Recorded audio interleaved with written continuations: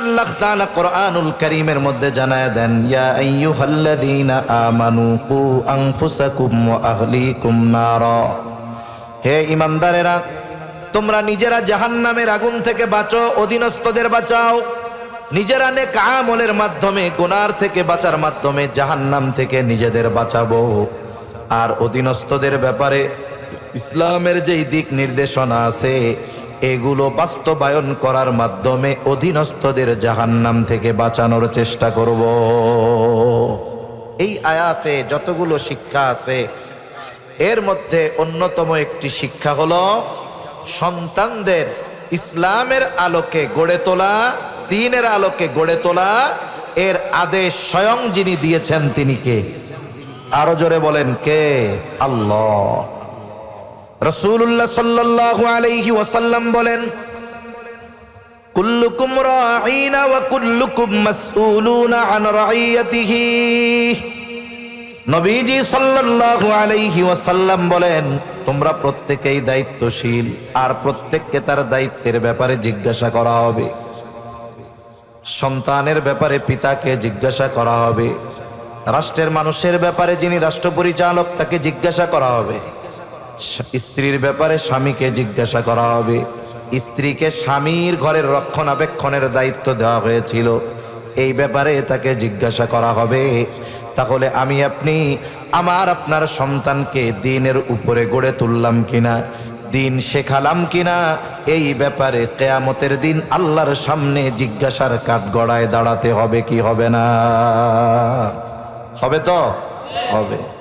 জিজ্ঞাসা করা হবে, তোমারে যে আমানত দিছিলাম সন্তান, যেই নেয়ামত আমানত দিয়েছিলাম সন্তান, এই আমানতের ব্যাপারে তুমি কি আচরণ করেছো, সেদিন কি জবাব দিব? যদি সন্তানরে শুধু টাকার মেশিন বানানোর চেষ্টা করি, যদি সন্তানকে দ্বীন না শিখিয়ে থাকি, কি জবাব দিব? আল্লাহ না করুক যদি সন্তান জাহান্নামী হয়, আমার আপনার উদাসীনতা আর গাফলতির কারণে সন্তান যদি জাহান্নামী হয়, ও ওই দিন আল্লাহর কাছে আমার আপনার ব্যাপারে বলবে, আল্লাহ এইগুলারে আগে জাহান্নামে দেন, এরপরে আমি যাব।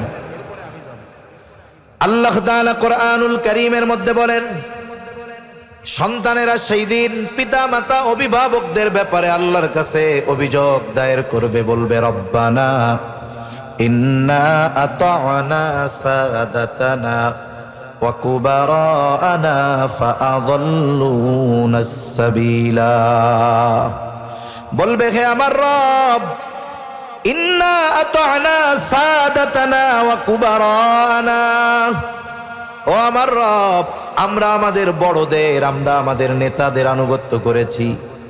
সন্তান বলবে, আমি আমার পিতার আনুগত্য করেছি। যদি কেউ কারো অধীনস্থ থাকে তাহলে বলবে, আল্লাহ আমি যার অধীনস্থ ছিলাম তার আনুগত্য করেছি। ফাআযাল্লুনাস সাবিলা, আমি যার অধীনস্থ ছিলাম, বড়রা আমাদের নেতারা, তাদের কারণে আমি পথভ্রষ্ট হয়েছি, তারাই আমাদেরকে পথভ্রষ্ট করেছে। তার মানে আজকে আমি জাহান্নামী হওয়ার কারণে আমি যতটা না দায়ী, তার চাইতে বেশি দায়ী হলো আমার অভিভাবক। আমার অভিভাবক আমি পথভ্রষ্ট বা জাহান্নামী হওয়ার কারণে যতটা দায়ী, তার চাইতে বেশি দায়ী হলো আমি যার অধীনস্থ ছিলাম সে। এই অভিযোগ আল্লাহ তাআলার কাছে দিবে। শুধু তাই না, আল্লাহ তাআলার কাছে আরো বলবে, রব্বানা আতিহিম দি'ফাইনি মিনাল আযাবি ওয়ালআনহুম লা'নান কাবীরা। আল্লাহ তাআলার কাছে বলবে, রব আপনি এদের আযাবকে দ্বিগুণ করে দেন, বড় লানত এদের উপরে বর্ষণ করেন। চিন্তা করে দেখুন, যেই সন্তানের জন্য আজকে পিতা তার রক্তকে পানি বানায় ফেলতেছে, সময়গুলোকে কোরবানি করে ফেলতেছে, শরীরটাকে শেষ করে ফেলতেছে, শুধুমাত্র সন্তানকে দ্বীন না শেখানোর কারণে ওই সন্তান কিয়ামতের দিন আল্লাহ তাআলার দরবারে ওই অভিভাবকের বিরুদ্ধে দাঁড়িয়ে যাবে।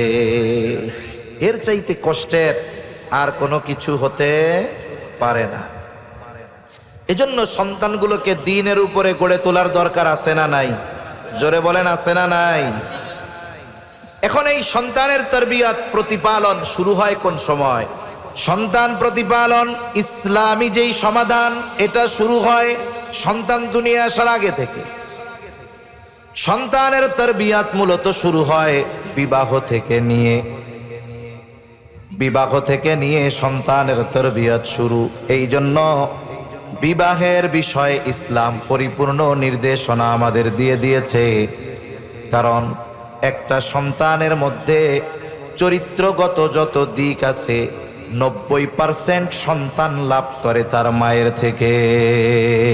এটা আধুনিক গবেষণা, আধুনিক জামানার গবেষণা হলো যে সন্তানের আচরণ, ক্যারেক্টার সব কিছুর 90% পায় সে তার মায়ের থেকে। তার মানে একজন নেককার সন্তান হওয়ার পেছনে সবচাইতে বড় ভূমিকা থাকে তার মায়ের, ঠিক কিনা? বিবাহের ক্ষেত্রে কোন জিনিস দেখে বিবাহ করতে হবে সুস্পষ্ট নির্দেশনা নবীজি সাল্লাল্লাহু আলাইহি ওয়াসাল্লাম দিয়েছেন। নবীজি সাল্লাল্লাহু আলাইহি ওয়াসাল্লাম বলেন, তুনকাহুল মারআতু লিআরবাঈন, চারটি জিনিস দেখে নারীদের বিবাহ করা হয়। এক নাম্বার জামাল, তার সৌন্দর্য দেখে বিবাহ করা হয়। মাল, তার সম্পদ দেখে বিবাহ করা হয়। তার বংশ দেখে বিবাহ করা হয়। 4 নম্বরে নবীজি বলেন ওয়ালিদ্দীনিহা, দিনদারিত্ব দেখে বিবাহ করা হয়। তবে নবীজি দিনদারিত্বের ব্যাপারে বলেন ফাযফার বিযাতিদ্দীন, তোমরা এই ক্ষেত্রে দিনদারিত্বকে প্রাধান্য দাও। যদি দিনদারিত্বকে প্রাধান্য না দাও, নবীজি বলেন তারিবাত ইয়াদাক, তোমার হাত ধুলায় মলিন হোক। তার মানে দিনদারিত্বকে যদি কেউ প্রাধান্য না দেয়, সৌন্দর্য আছে, টাকা পয়সা আছে, উচ্চ বংশের মহিলা, কিন্তু দিনদারিত্ব নাই, বলে অধিকাংশ সময় এমন ঘরে শান্তি পাওয়া যায় না। কিন্তু একজন নারীর দিনদারিত্বে কমতি নাই, হয়তো সম্পদ কম, সৌন্দর্য কম, উচ্চ বংশীয় নয়, কিন্তু দিনদারিত্বের ক্ষেত্রে কোনো ত্রুটি নাই, বলে এই ধরনের মহিলার গর্ভে, মেয়ের গর্ভে আল্লাহ হয়তো এমন সন্তান দান করবে যেই সন্তান পিতা মাতার চক্ষু শীতলকরণের কারণ হবে। এজন্য সন্তানের অন্যতম এক হকও এই দিনদার মা। প্রসিদ্ধ এক ঘটনা আছে, হযরত ওমর রাদিয়াল্লাহু তাআলা আনহুর কাছে এক লোক গেছে সন্তানের ব্যাপারে অভিযোগ দিতে। অভিযোগ হলো সন্তান ওই পিতার হক আদায় করে না। লোকটা খলিফাতুল মুসলিমিনকে বলতেছে, খলিফাতুল মুসলিমিন, আমার সন্তান আমার হক আদায় করে না, আপনি একটু বইলা দেন।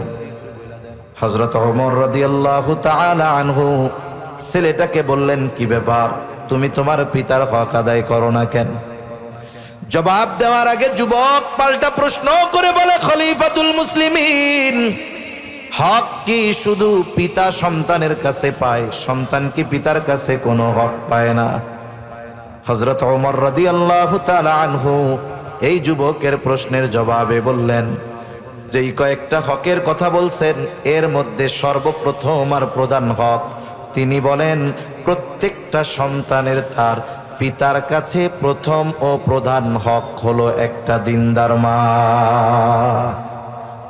সন্তান দুনিয়ায় আসার আগে দিনদার মায়ের ব্যবস্থা করা, এটা সন্তানের হক, এটা সন্তান তারবিয়াতের সর্বপ্রথম ধাপ। এরপরে দ্বিতীয় ধাপ কি? বিবাহ শাদী কমপ্লিট। বিবাহের যতগুলা উদ্দেশ্য আছে এর মধ্যে একটি উদ্দেশ্য হলো নেক সন্তান কামনা করা আল্লাহর কাছে। এখন বিবাহ হলো আল্লাহর কাছে সন্তান কামনা করা, নেক সন্তান চেয়ে দোয়া করা, এটা সন্তান তারবিয়াতের দ্বিতীয় ধাপ। কারণ আল্লাহ তাআলার কাছে নেক সন্তান চেয়ে দোয়া করা এটা পয়গম্বর আলাইহিমুস সালামের আমল, নবী রাসূলগণের আমল। আল্লাহ তাআলার কাছে নেক সন্তান চেয়ে দোয়া করা। মুসলিম মিল্লাতের পিতা ইব্রাহিম আলাইহিস সালাতু ওয়াস সালাম, আল্লাহ তাআলা 90 কোঠায় বয়স যখন, তখন আল্লাহ তাআলা সন্তান দান করেছে। নমরুদের অগ্নিকুণ্ড থেকে ইব্রাহিম আলাইহিস সালাম বের হয়ে ইরাকের বাবেল থেকে হিজরত শুরু করলেন। এই সময় তিনি আল্লাহ তাআলার কাছে দোয়া করেছেন, রব্বি হাবলি মিনাস সলিহিন, আয় আল্লাহ আপনি আমাকে একটা নেককার সন্তান দান করেন। ইব্রাহিম আলাইহিস সালাম দোয়া করেছেন, আল্লাহ আপনি আমার একটা নেককার সন্তান দান করেন। আল্লাহ তাআলা ইব্রাহিম আলাইহিস সালামের এই দোয়া কবুল করেছেন। দোয়া কবুল করে সুসংবাদ জানায়া দিয়েছেন। আল্লাহ বলেন ফাবাশশারনাহু বিগুলামিন হালিম। আল্লাহ বলেন ফাবাশশারনাহু বিগুলামিন হালিম। এইখানে মুফাসসিরিনে কেরাম কয়েকটা কথা বলছে, একটু খেয়াল করি। ইব্রাহিম আলাইহিস সালাম আল্লাহর কাছে দোয়া করছে ছেলে সন্তান চেয়ে। কি সন্তান চাইছে? ছেলে সন্তান। এজন্য নেক সন্তান চাওয়ার সাথে সাথে ছেলে সন্তান চাওয়া এটাও ইব্রাহিম আলাইহিস সালামের আমল। তবে ছেলে সন্তান চাবার পর যদি আল্লাহ মেয়ে সন্তান দেয়, বলেন তো রাগ হওয়া যাবে নাকি? জোরে বলেন, রাগ হওয়া যাবে? কারণ ছেলে হবে না মেয়ে হবে এটা দুনিয়ার কেউ জানে না, যিনি জানেন তিনি কে? আল্লাহ তাআলা বলেন ইয়াহাবু লিমান ইয়াশাউ ইনাসা ওয়া ইয়াহাবু লিমান ইয়াশাউ যুকুর আও ইউযাউযুহুম যুকরানা ওয়া ইনাসা ওয়া ইয়াজআলু মান ইয়াশাউ আকীমা। আল্লাহ তাআলা যাকে চান তাকে মেয়ে দেন, আল্লাহ তাআলা যাকে চান তাকে ছেলে সন্তান দেন, আল্লাহ তাআলা যাকে চান তাকে ছেলে মেয়ে উভয়টা দেন। আবার আল্লাহ তাআলা যাকে চান তাকে আকিম বানায় রাখেন, বন্দা বানায় রাখেন, কিছুই হয় না তার। তাহলে ইব্রাহিম আলাইহিস সালাম ছেলে সন্তান চেয়েছে, আমরাও দোয়া করব। তবে আল্লাহ যদি মেয়ে দেয় রাগ হওয়া যাবে না। আল্লাহ তাআলা সুসংবাদ দিলেন একজন হালিম সন্তানের। হালিম সহনশীল। মুফাসসিরিনে কেরাম বলেন হালিম সহনশীলতা হলো এমন এক গুণ, বলে অনেকগুলো ভালো গুণের সমন্বয়ে একটা গুণ হলো সহনশীলতা। যেই লোক সহনশীল ব্যক্তি এর মধ্যে সবর, শকর, ইতাআত, আনুগত্যতা সব ধরনের ভালো গুণ তার মধ্যে পাওয়া যায়। এ লোকটা সহনশীল। আল্লাহ তাআলা ইব্রাহিম আলাইহিস সালামের দোয়া কবুল করেছেন। এক সন্তান চেয়ে দোয়া করেছে, আল্লাহ একজন সহনশীল সন্তান দিয়েছে।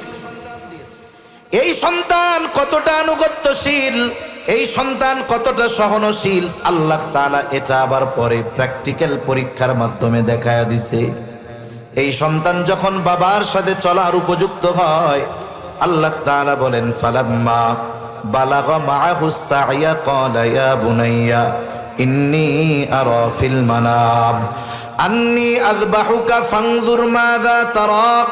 আল্লাহ তাআলা কয় যখন ওই সন্তান বাবার সাথে চলার উপযুক্ত হয়েছে, আল্লাহ তাআলা ইব্রাহিম আলাইহিস সালামকে স্বপ্নে দেখাইলেন তিনি তার সন্তানরে জবাই করে।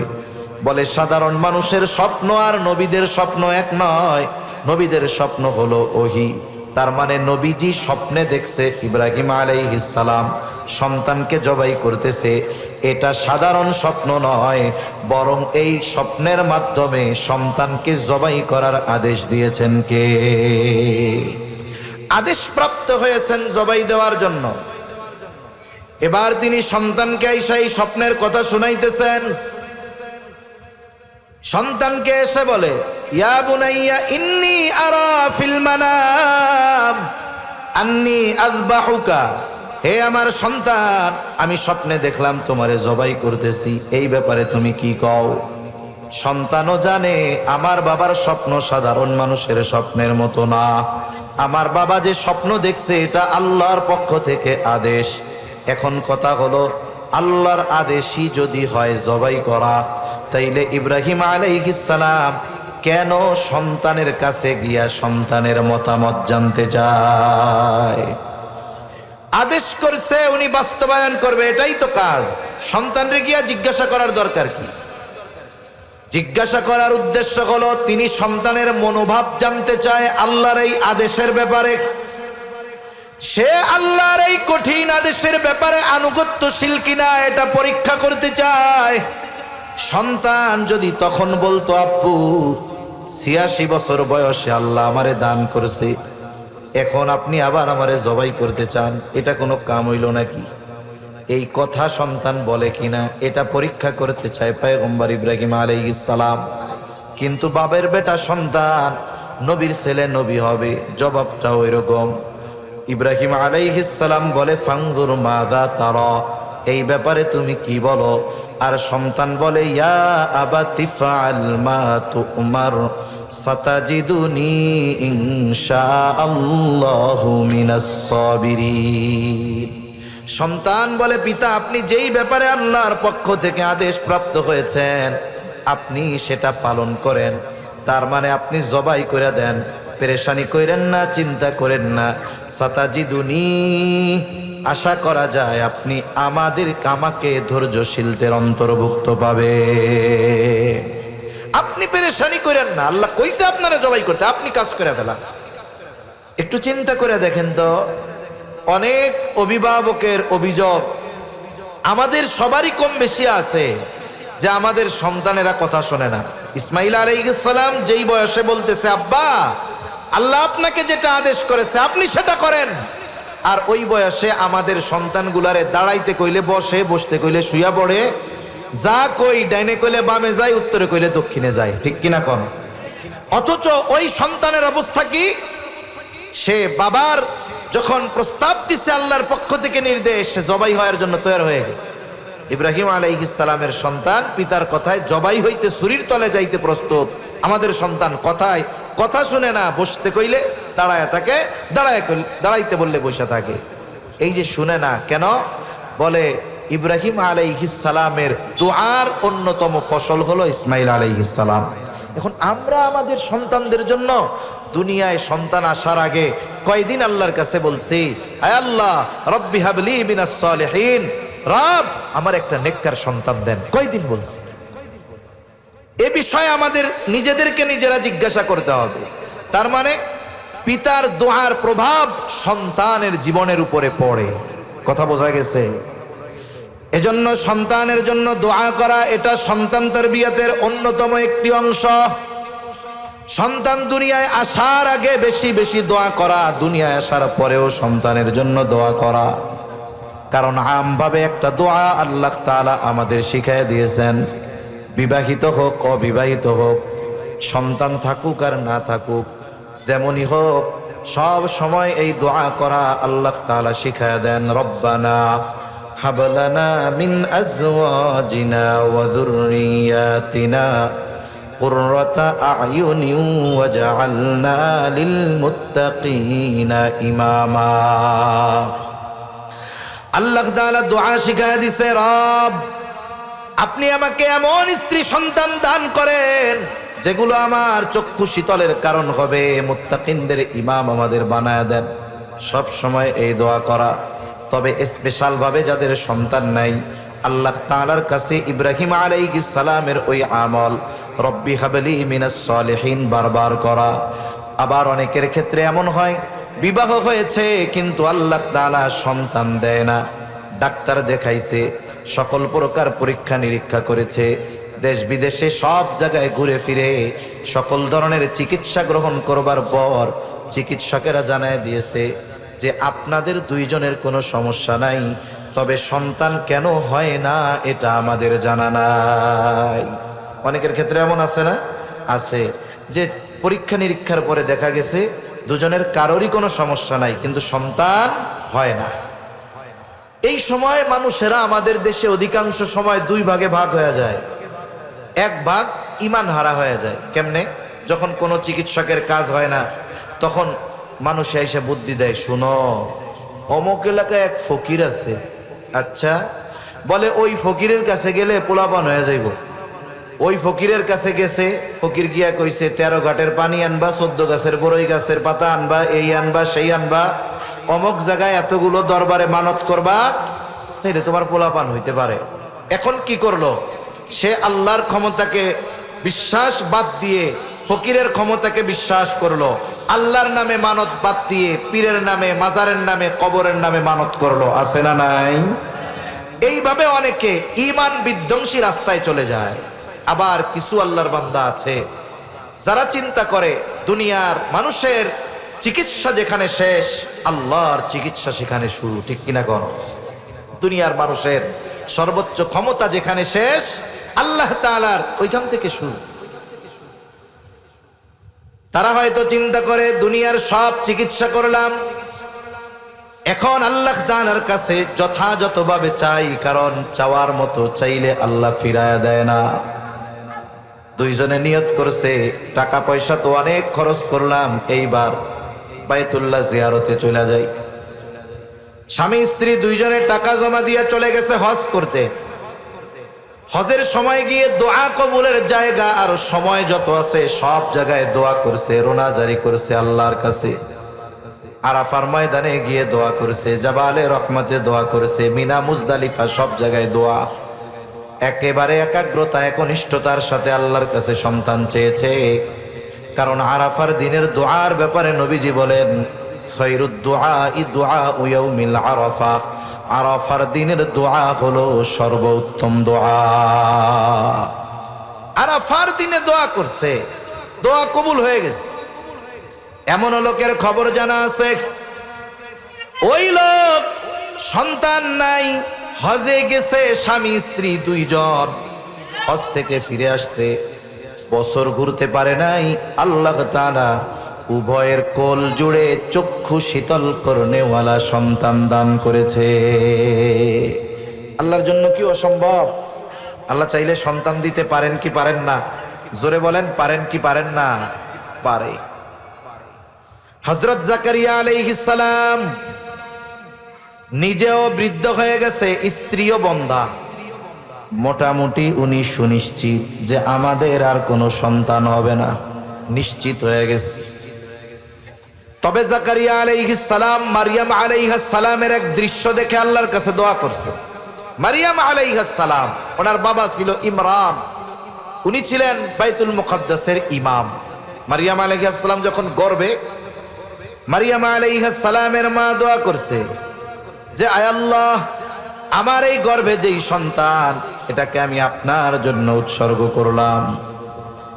তার মানে এই সন্তান দুনিয়া আসার পর এরে আপনার জন্য আমি দিয়া দিব, বিবাহ শাদী করবে না, সংসার টংসার করবে না, একেবারে আপনার ঘর বাইতুল মুকাদ্দাসের খেদমতের জন্য উৎসর্গ করে দিলাম। মুফাসসিরিনে কেরাম বলেন, ওই সময় বাইতুল মুকাদ্দাসের সেবক হিসাবে, খাদেম হিসাবে কোনো মেয়েকে গ্রহণ করা হতো না। কিন্তু মারিয়াম আলাইহিস সালামের মা তো নিয়ত করছে যে আমার এই সন্তানকে আমি আপনার ঘরের জন্য উৎসর্গ করে দিলাম, আপনার জন্য উৎসর্গ করে দিলাম। তার মানে মারিয়াম আলাইহিস সালামের মা মুখ দিয়ে নয়, বরং কৌশলে আল্লাহ তাআলার কাছে ছেলে চেয়েছে। কারণ উনিও জানে বাইতুল মুকাদ্দাসে কোনো নারীকে রাখা হবে না, রাখা তো হবে ছেলে। সুতরাং উনি মানত করছে যে আমার এই সন্তান আপনার ঘরের জন্য আমি এটারে দিয়া দিব, আপনার ঘরের সেবক খাদেম হিসাবে এটা থাকবে। এখন আল্লাহ দিছেন মেয়ে। যখন মেয়ে ভূমিষ্ঠ হয়েছে উনি তো অবাক হয়ে গেছে, হইলটা কি, চাইলাম কি আর হইল কি। লম্বা কথা, মারিয়াম আলাইহিস সালাম যখন একটু বুঝতে শিখলেন, ওনাকে পাঠিয়ে দেওয়া হলো। বাইতুল মুকাদ্দাসের ইমাম ওনার বাবা ইমরান, উনিও দুনিয়া থেকে চলে গেছেন। এবার ইমামের দায়িত্ব পাইছেন জাকারিয়া আলাইহিস সালাম, আর ইনি হলো মারিয়াম আলাইহিস সালামের খালু। মসজিদের পাশে ওনার জন্য একটা রুম বানানো হয়েছে। সারাদিন উনি ওই রুমের মধ্যে অবস্থান করে, আর রাতের বেলা খালার কাছে থাকে, দিনে এই জায়গায় থাকে। দিনের বেলায় যখন তিনি রুমের মধ্যে থাকেন, জাকারিয়া আলাইহিস সালাম মাঝে মধ্যে গিয়া খোঁজ খবর নেয়। ইতিমধ্যে মারিয়াম আলাইহিস সালাম প্রাপ্তবয়স্কা হয়ে গেলেন। একদিন তিনি গোসল করতেছে, এমত অবস্থায় আল্লাহর নির্দেশে ফেরেশতা জিবরাইল আলাইহিস সালাম সুদর্শন এক যুবকের আকৃতিতে মারিয়াম আলাইহিস সালামের সামনে উপস্থিত। একজন নারী, সতী নারী, ওই অবস্থায় যদি সামনে কোনো পুরুষ দেখে, সে তো ভীত সন্ত্রস্ত হয়ে যাবে। তিনি নিজেকে গুটিয়ে নিয়েছেন, আল্লাহর কাছে আশ্রয় চাচ্ছেন। তখন অভয় দিয়ে ফেরেশতা বলে, ভয় পেও না, আমারে আল্লাহ পাঠাইছে একটা মিশন নিয়ে। মিশন কি? বলে তোমার গর্ভে এক সন্তান আল্লাহ তাআলা দিবেন, পিতাবিহীন তোমার গর্ভে সন্তান হবে। মারিয়াম আলাইহিস সালাম বলেন, কেমনে এটা? আমারে তো কেউ স্পর্শ করে নাই। আল্লাহ তাআলাই সব কিছু করবে, আল্লাহর নির্দেশে। এবার ফেরেশতা মারিয়াম আলাইহিস সালামের গর্ভে রূহ ফুঁকে দিলেন। ঈসা আলাইহিস সালামের রূহ মাতৃগর্ভে পৌঁছায় গেল। এইবার তিনি সন্তান সম্ভবা, তিনি যে গর্ভে সন্তান ধারণ করতেছে দুনিয়ার কেউ জানে না, কারো কাছে কোনো খবর নাই। তাফসীরের মধ্যে আসছে, মুফাসসিরিনে কেরাম বলেন স্বাভাবিকভাবে যখন কোনো মহিলা সন্তান সম্ভবা হয় তখন তার শারীরিক গড়ন গঠনের মধ্যে পরিবর্তন হয়। সন্তানের বয়স পেটের মধ্যে যত বাড়ে গড়ন গঠন তত পরিবর্তন হয়। স্বাভাবিকভাবে বোঝা যায় এই মহিলা প্রেগন্যান্ট। কিন্তু আল্লাহর কুদরত, পয়গম্বর ঈসা আলাইহিস সালাম ভূমিষ্ঠ হওয়ার আগ পর্যন্ত কখনোই মারিয়াম আলাইহিস সালামের গর্ভে যে সন্তান আছে এটা বোঝা যাইত না।